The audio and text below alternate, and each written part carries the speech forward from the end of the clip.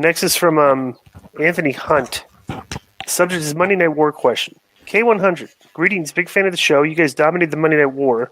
My question is, what lessons could AW learn from that era to be more successful now? I know it's impossible to outdo WWE, but I think it could be a great alternative for old school wrestling fans. That's from Anthony Hunt. What lessons could I mean, bro, you don't listen to Anthony. We do a review of that show every single week, and we talk about this stuff every single week. I mean, actually, that's kind of like, I should suspend him for that. Because that's somebody that's sending questions and doesn't listen to the show. Right. You've suspended Anthony for grammar before as well. Yeah, let's suspend him again for a month for that question. Next is the last one's from David Barnett. The subject is Aubrey Edwards. Hey, K100 crew. I was watching Full Gear this past week and noticed that AW referee Aubrey Edwards was wearing super bright and loud makeup while refereeing. At a couple points during the match, I found that my eyes were drawn to her face as opposed to the in-ring action. A while back, I remember hearing Bruce Pritchard say in this podcast that one of the fundamental goals of being a ref is that you never draw attention away from the wrestlers. I did some digging and found that Aubrey once tweeted, I wear bright lipstick for matches that have significant meaning. This time around, she even added on some neon blue sparkle eyeshadow for good measure.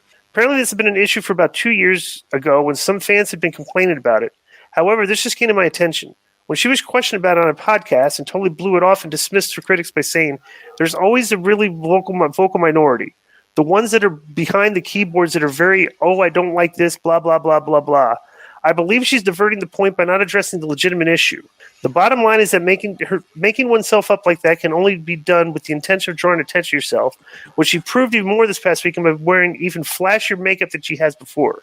Personally, I think it's disrespectful and arrogant to have had the reaction she had to her initial criticism.